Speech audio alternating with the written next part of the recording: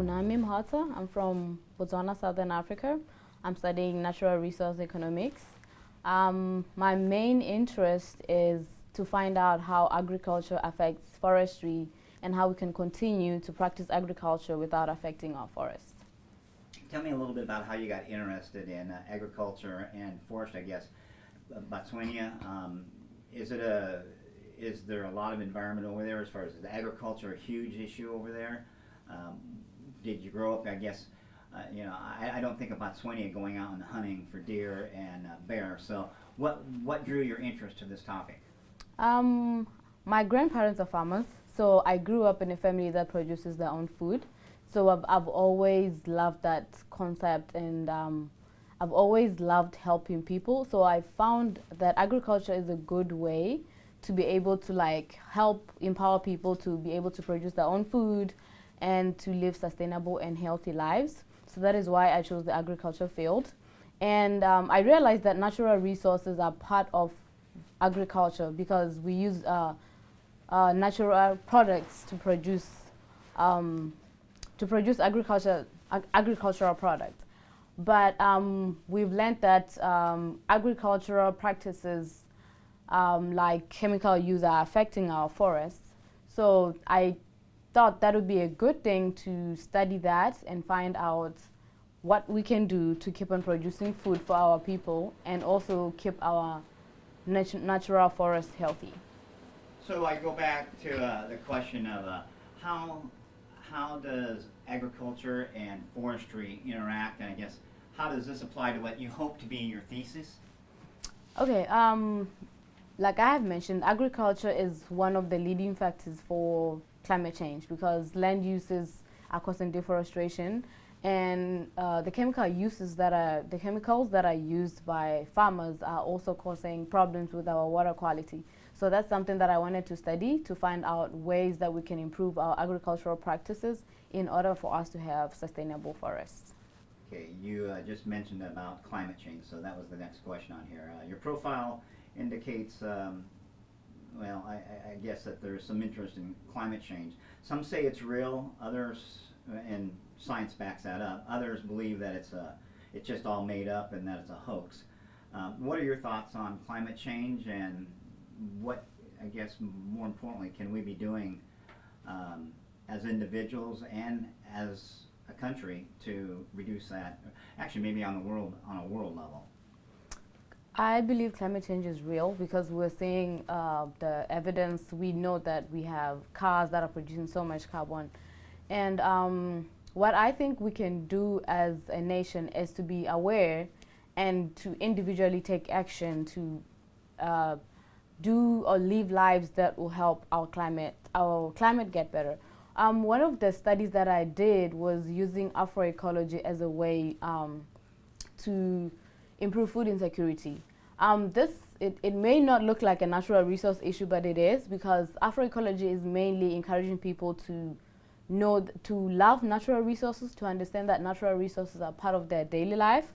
So they need to be able to take care of their environment in order to support their lively activities such as producing food to curb food insecurity. So what we were doing is encouraging people to produce food from their backyards. That is using their land so that land is not going to be bare and be open to soil erosion. So by doing that, you're protecting the land and you're also able to feed yourself. So you're solving two issues, actually three issues, because when you grow in that land, there are plants in there, and those plants are able to take the carbon that is emitted by the cars that are going to be driving around that area. So you're killing three birds with one stone. So were you doing a lot of encouraging home gardening? Yes, I was. I actually talked to community members while I was in Mississippi. Talked to community members, and I also went to schools to do presentation about this so that schools in the areas that were mainly food deserts could have school gardens so that they can produce food for themselves, and they don't have to drive miles to go and get food. And they're also having trees or plants around to be able to absorb the carbon that is in the atmosphere. As you were trying to get people to grow these gardens and eliminate these food deserts, so to speak, what was the people in Mississippi's reaction? Were they receptive to the idea once they were educated, or were they resistant? People would just rather go to the 7-Eleven or the dollar store to buy their groceries? Most of the community members, which are elderly people, they were not so much interested in the idea because they were talking about the convenience of the grocery stores or the fast foods that people are working very hard demanding jobs. When they come back home, all they want is to just get a snack or get something that can be done quickly. But once we brought up the health issues that are associated with that kind of lifestyle, that kind of eating, we brought to the attention that you may be doing that, but you're cutting your life short. So that's when we started getting the attention, and then they got interested in what we had to say about backyard gardening. Okay, good. Environmental regulation. Some would contend that there's too much red tape, that it's hurting businesses and taking away jobs. In other words, there's just too much regulation in general on big corporate things like forestry, that basically foresters want to go in and just cut trees without regard to nature. And there's other things that there's not enough regulation, particularly maybe like in Alaska, where they want to protect what is their number one industry, and that's tourism. And so it kind of depends on your perspective. Some think that our current administration has rolled back the regulations too much, such as coal mining in West Virginia, and now they're paying the price. They've rolled it back so much that now their water is being contaminated. So I guess the question is there too much regulation or not enough? I wouldn't say there's too much or there's not enough, but I would say that it is important to have a balance of both, because we do need regulation for us to have sustainable forests, for us to sustain our natural resources. If we are going to cut down all our trees, we're going to be in trouble. But if we don't cut the trees at all, we're also going to be in trouble. So I think it's a matter of balancing the two. We do need to have regulations, but we also do need to understand that the other sectors, such as forestry, that need to be sustained for economic purposes. Did I see in your profile that you did a internship with the U.S. National Park Service? Yes, I did. What did you do with them? I was a volunteer at a site. It's I forgot. The Natchez Trace Parkway. Yes, it's the Natchez Trace Parkway, which is That's in Mississippi? Yes, it's in Mississippi. So all I did was just more of a tour guide.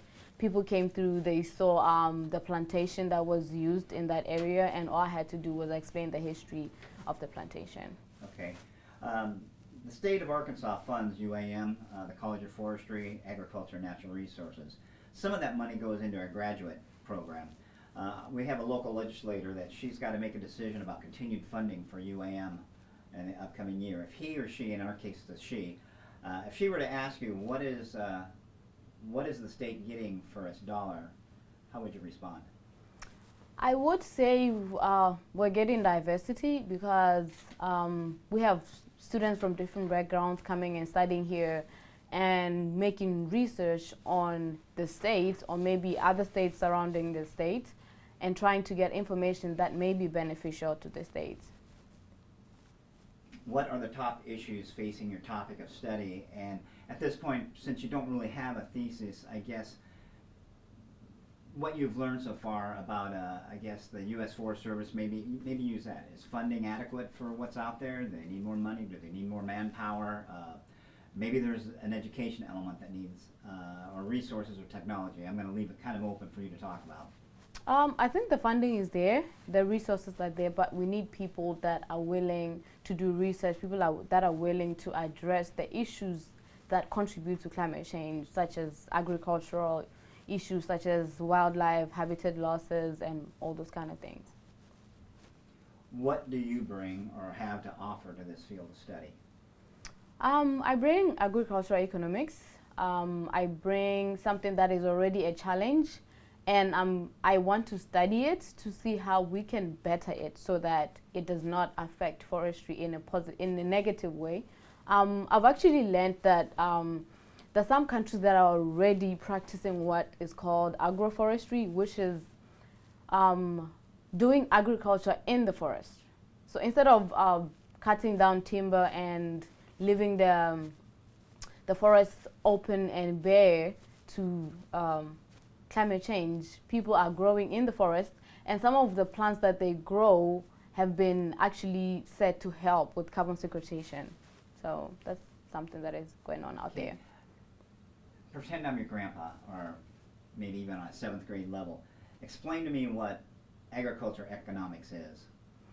So agriculture economics is mainly about knowing the resources that are available and knowing how they can be used to better the lives of the people around those communities. What are your career objectives, both short-term and long-term?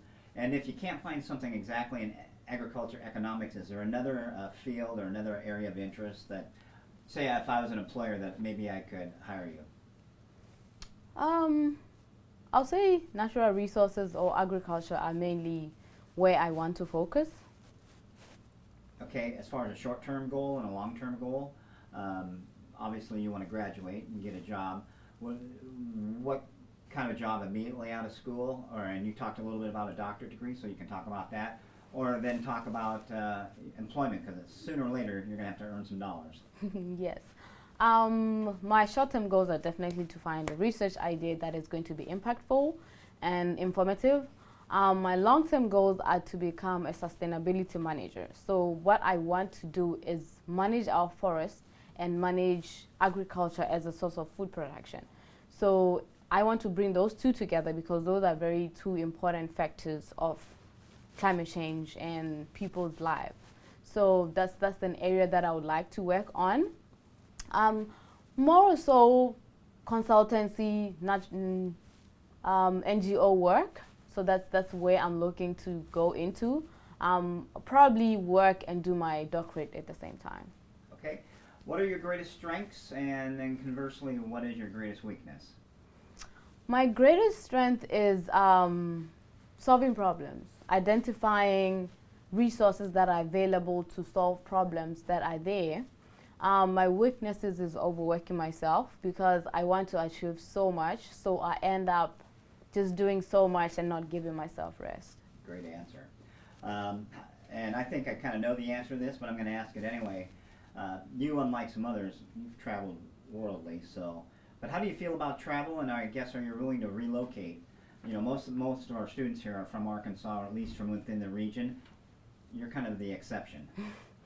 I love traveling, and I'm open to work worldly. Europe, USA, Africa. I'm willing to work everywhere where there is going to be a challenge that I feel I can address. I will be willing to relocate and work there. Do you have a target area that you'd like to work? I don't have a target area right now. Okay. I know it's early in your career, but here's a chance to brag about yourself, whether it be your golf, be a high school achievement, whether it be a scholarship that maybe you got for forestry or agriculture. Give me your top 1 or 2 accomplishments in your career, in your journey thus far. Being the #1 golfer in Botswana, it's something that I'm very proud of. I've held the position for a very long time now. I can't even remember when. I think 2010, that's when I started. And being able to get a scholarship to the U.S. because nobody has done that from back home. So. Okay, good. I'm sure you probably have had previous jobs in your life, if not full-time, part-time. What would your employer have to say about you, and if that makes you uncomfortable having an employer talk about you, how about a coworker? Oh, can you repeat the question? Sure. In your previous employment, somewhere along the line, you probably had a part-time job, at least somewhere, at least with the U.S. Forest Service, even in an internship. What would your supervisor, what would your boss have to say about you? I always bring a different perspective to the table. Okay. You want to expand upon that? I'm okay. In all the areas where I've worked, I wasn't the normal employee. For example, I worked with the Sustainable Forestry Initiative, and as an economics student, I worked in an educational sector. So I brought economics to the education part. I mixed education with economics. Unlike what other student would do, an economics student will go work in a bank where they're just going to practice economics. But I wanted to take economics to education because I know that education needs economics. Why do you want to pursue this field of study? And this kind of repeats an earlier question, but it's a chance for you to focus it a little bit more and say in your own words why it interests you so much. I love working with people. I like doing something that I know is going to be impactful for people. So being an agriculture economist and learning about how agriculture affects natural resources, something that is needed by everybody in the world, it's something that I'm very proud of and I'm happy to be pursuing. This might be, normally I would consider this a punt, an easy question, but it may be difficult because I don't know what your situation is. How's your driving record? Like driving a car? Oh, I don't have a U.S. license yet, but I do have a license from back home, and I don't have any ticket. Okay, so does that license from over there allow you to drive over here? Oh no, I still have to get a license here. You do, okay. Yes. And this is an issue that's become more and more problematic in the United States, with Oregon passing recreational marijuana and Arkansas now passing medicinal marijuana. It used to be a drug test was pretty clear cut. Employers are having trouble with it right now, but if you go to Texas, you still have to pass a drug test. Mm-hmm. So if an employer were to ask you to take a drug test, could you pass? Yep, definitely. Okay, very good. Tell me tell me about the best manager that you've ever had, and if you haven't had a job with a good boss, tell me about a professor that maybe made a difference in your life, and were they or were they not a mentor? Can I talk about both? Yeah, sure. Okay, so the best manager I've had is Jackie Stallard. She is at the Sustainable Forest Initiative at the headquarters in DC. I met her at a conference, and I pitched my elevator pitch to her, and she offered me an interview on the spot. So after that, she became more like a mentor. I went there, I worked for 3 months with them. I learned so much. I learned so much about SFI. I learned so much about education and how I can apply economics to education. And she also taught me about networking. I met a whole lot of other people through her. A professor that I would call a mentor is Mr. Tedrick Hargrave at my previous school, Alcorn State University. He taught me to believe in myself. He taught me to express myself more. Because I always had a different idea to what everybody or every agriculture economy student had. So I was kind of like shying away from expressing myself, but he taught me that my ideas are valid and I should bring them up to the table. And by the time I graduated, I had won first place in a research conference because of his mentorship. This next question is kind of redundant in considering your circumstance with golf, but do you consider yourself a team player? Yes, definitely. I love being a team player. I'm an introvert, but when it's time to be in a team play, I love my input. I love getting other people's input and mixing it together and bringing one big outcome out of it. So I love being part of a team. Great. Use 3 adjectives to describe yourself, and with one of those adjectives, expand on it a little bit. Why you are whatever that adjective is. I would say, okay. I'm different. I'm unique, and I'm rare. Okay. Okay. I would say I'm different because I always want to do the undone. I always want to do something different where I am. I'm unique because I chose to do academics and sports, which is something that most people don't do. They either choose sports or they go the academic way. But I wanted to do both because I believe I have potential in both, and I want to exploit all my talents and give the world all that I have to offer. Good answer. Are you creative? Are you analytical? In other words, are you, and you kind of answered this earlier, somebody who likes to solve problems, or are you somebody who likes to look at a computer and work with numbers and make numbers fit into a square box, so to speak? Definitely creative. I like to find resources that are unused and put them to use. Okay. What do you hope to get out of UAM besides a master's degree in a job? Mentors. I would like to network and learn a lot from everybody in the department. Connections? Yes. Very good.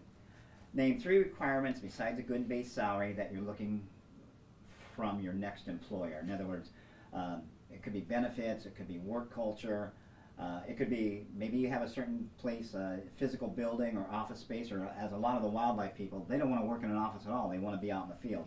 What requirements do you need out of your next employer to make you satisfied? A good working culture that allows me to express myself, because like I said, I'm always different. I don't like doing the norm. I don't like doing what other people are doing. And I would like to be half indoors, half outdoors. I cannot survive indoors for a long time. If I'm in an office, I want windows in it. I want to see the trees outside. Yes. Okay, very good. So a window is a definite must. Yes. All right. Why should an employer hire you? Because I'm a problem solver. I'm productive. I make sure that wherever I am, I make an impact. And the final question is, if a potential employer is looking at this video right now, what message is it that you'd like to leave with them?